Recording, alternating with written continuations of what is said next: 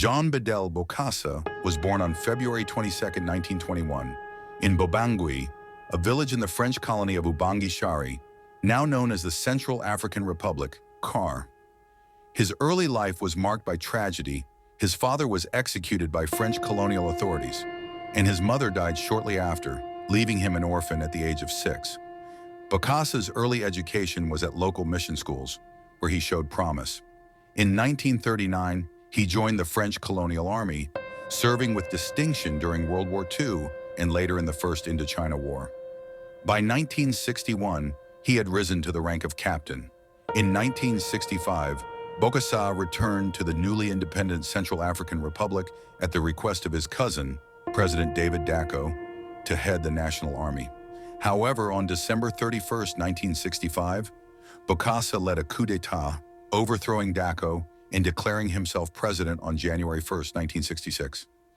As president, Bokassa initially implemented several reforms aimed at economic development, including Operation Bokassa, which focused on nationalizing farms and industries. However, these efforts were marred by poor management and corruption. In December 1976, Bokassa declared himself emperor of the newly established Central African Empire, emulating his idol, Napoleon Bonaparte. His coronation on December 4, 1977, was a lavish affair costing an estimated $20 million, a staggering amount for the impoverished nation. Bokassa's rule became increasingly autocratic and brutal. His regime was characterized by human rights abuses, including the massacre of school children protesting against mandatory school uniforms. These atrocities, along with allegations of cannibalism, drew international condemnation. In September 1979, French paratroopers intervened in the CAR, leading to Bokassa's overthrow. He fled into exile, first to Côte d'Ivoire and later to France. In his absence, he was sentenced to death in 1980. In a surprising move, Bokassa returned to the CAR in 1986, where he was promptly arrested and put on trial.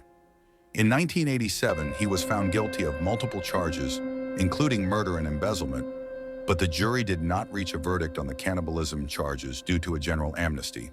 His death sentence was commuted to life imprisonment, which was later reduced to 20 years. In 1993, he was pardoned and released. Bokassa spent his remaining years in Bangui, living a relatively quiet life until his death on November 3, 1996.